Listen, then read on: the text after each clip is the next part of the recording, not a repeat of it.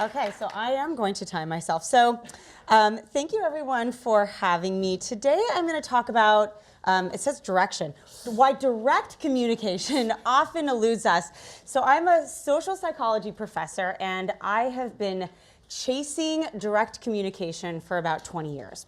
I have been trying to get people to talk about what they think, what they feel, to give people honest feedback, to ask their partners what they think and feel, and in team conversations to make sure that those critical pieces of information that they have actually get conveyed in the ways that they actually mean to convey them during important decisions and those critical moments where those decisions are high stakes. I almost never find it.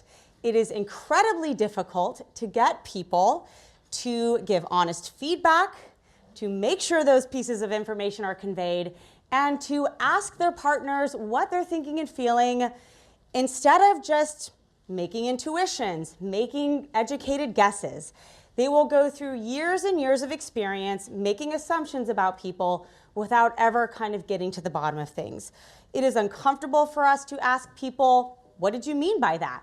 It is uncomfortable for us to ask our team members, I don't think I meant to say that. Did you really hear me say it that way?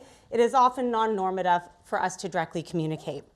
And I think most of us know what it feels like to walk into a feedback conversation, to kind of lose our nerve, to not actually give that direct report, the negative feedback we mean to go into a date where we mean to break up with the person and walk out and go, okay, that was my second to last date with that person. It was not my last date with that person.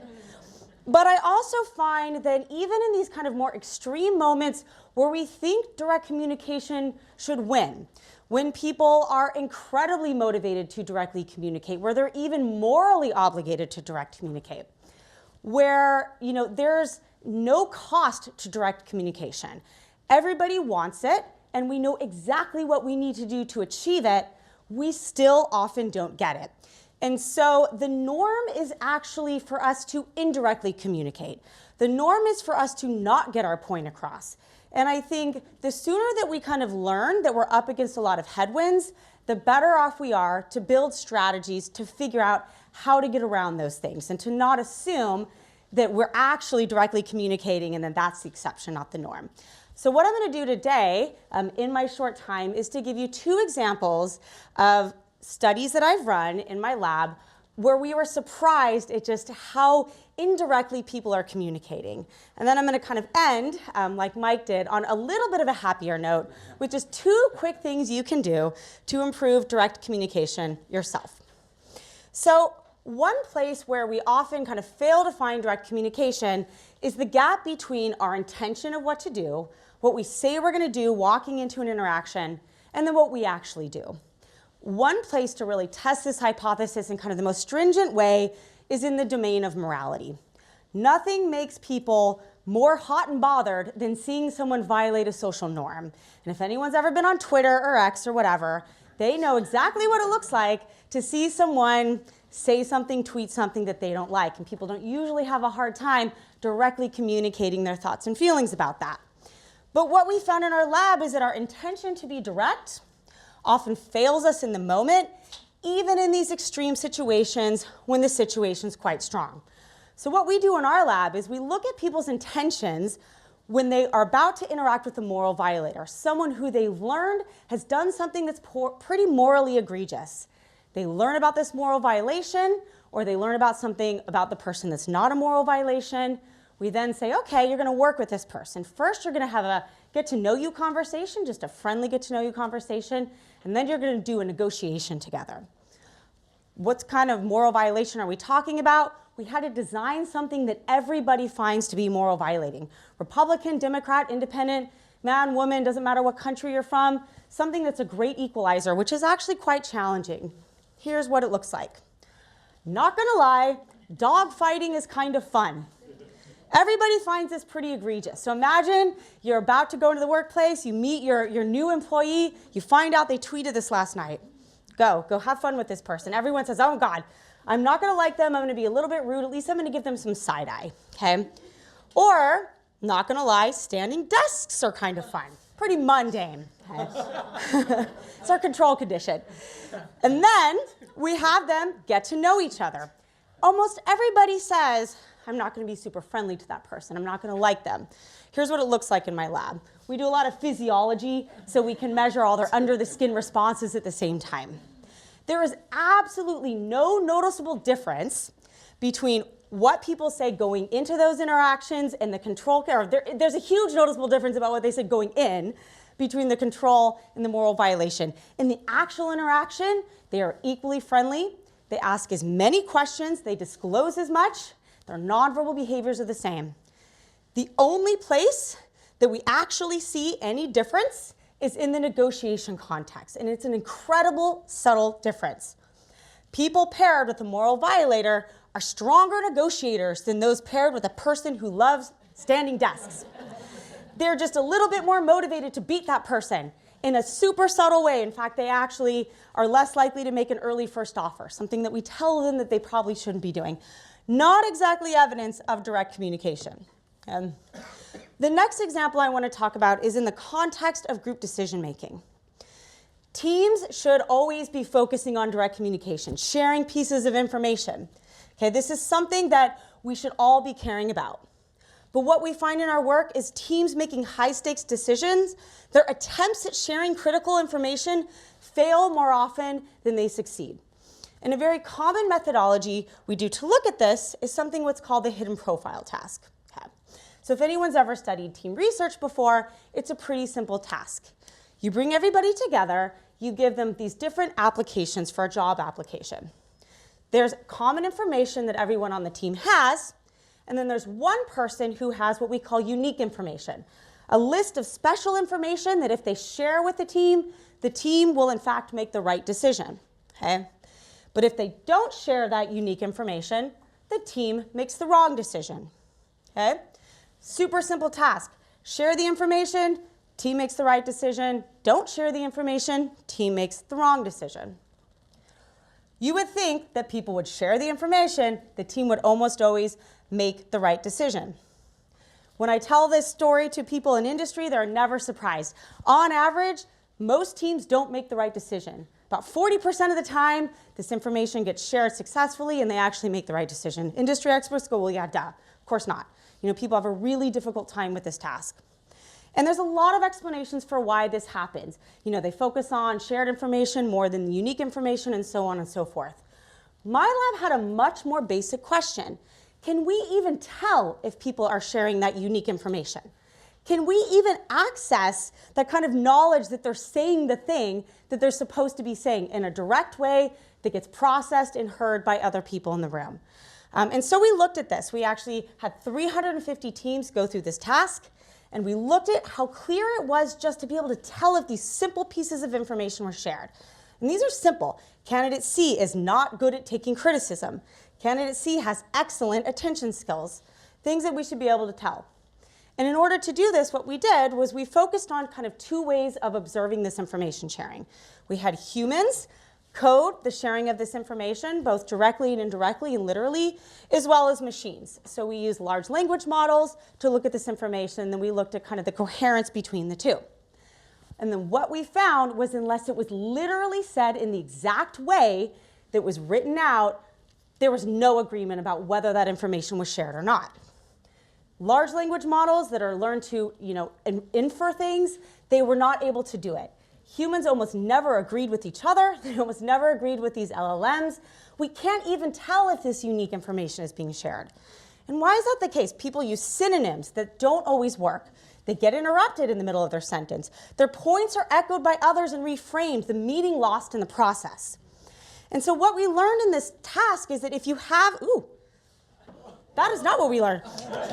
If you have critical information, I don't need slides, actually I really don't. If you have critical information, you have to make sure that it is said in the way you want it to be said, that it is heard, and that when people reframe, you state it back in the end. So this is one of those examples where you have to make sure that your information is heard exactly as you stated. Knowing the problem exists is halfway to getting to the solution. And I kind of want to end on one more thing, which is most of us don't understand that we often play a role in subverting direct communication. We wiggle out of it, okay? Our partner might really want to directly communicate with us, but we do little things to kind of escape away from it. And there's things that we can do, like stop interrupting our partner, stop bait and switching, changing the topic when it's uncomfortable, allow them to speak when they want to tell us something we don't want to hear. And I did a study with some people over at TUM in Germany. We looked at 150 startup teams, and we looked at communication during a conflict conversation. We looked at a 15-minute conflict conversation, predicting whether those startup teams broke up 6 months later. Simply allowing your partner to hold the floor for up to 2 minutes during those conversations predicted exit intentions 6 months later. Allowing your partner to say the thing you don't want to hear, just that simple thing, above and beyond all this other stuff, predicted the degree to which that person wanted to break up with you. So small little things, just letting them directly communicate, even when it's painful, are steps we can take to improve direct communication. That is it. I don't need any more slides. Thank you. That was funny. And be flexible. All right, so the award for grace under pressure goes to Tessa, who actually, like, while the slides are flashing behind her, is carrying on in a way. And yet another talk here today where I want to actually steal all of your slides and teach them to my students. I was thinking about what you were saying in terms of what we're doing here today, and it made my mind go back to a study that I once saw, and I've got to go find it, where 10,000 religious leaders were asked, what is the hardest piece of advice in the Bible? And it was of all different faiths that have the Old and New Testament. And they asked 10,000, and you would think it would be what? Love your enemies, don't gossip, don't judge. We think these would be the hardest piece of advice. No, the overwhelming agreement was the hardest piece of advice in the Bible was speak truth in love. Okay, in other words, say the truth in a nice way. And I think that's basically people just can't do it, this radical candor, and just this ability to say what you mean and have others hear you. Where does it fit into what we're doing? Well, I think one of the things about purpose and flourishing that everybody would agree is the sort of freshness, the foundation is authenticity, right? The authenticity part of knowing who we are and who other people are. And if we have all this trouble, although this is very good advice at the end, which I love, if we can't just speak the truth about ourselves, how do we get to the place where we understand, respect each other's purposes and how we're in this together? So thank you for that incredible and a little bit daunting research that confirms what we all kind of do. And, guilty as charged. So, all right, so let us have our... Susie, will you vamp for 2 minutes? Will I? I shall.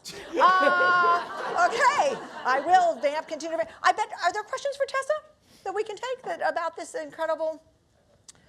Okay, go ahead. I'll start. First of all, thank you.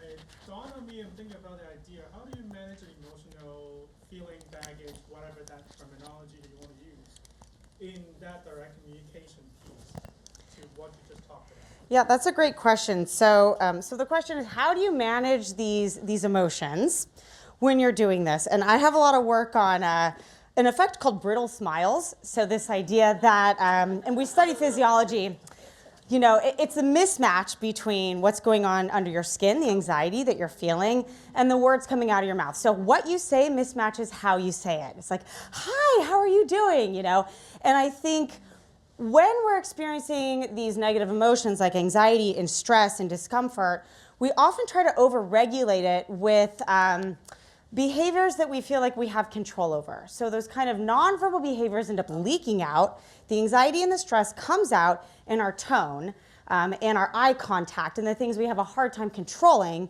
And then what we base our self-perceptions are on the things we can control, what we say. The really important piece here is that our partners actually focus on how we say it, and we focus on what we say. And that leads to a huge mismatch in impression. You see me as anxious, I see myself as being really friendly. And, and over time, this creates huge discrepancies. And I've studied this in the domain of interracial interaction in a lot of different places where prejudice and stereotypes can leak out and so forth. I think kind of knowing that it's really important for people to regulate some of those negative emotions coming in, but also just to be honest that they're experiencing them.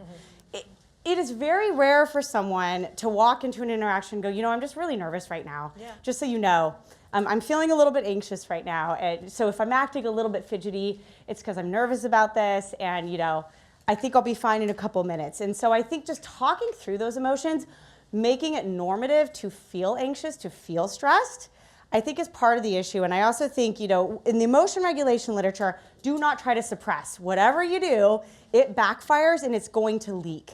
And I also study stress contagion, and we know from that literature that taking 10 seconds to go walk around the block before you go interact with that boss or that coworker can do loads to kind of prevent that kind of contagion. So know that when you feel those emotions, they will leak out.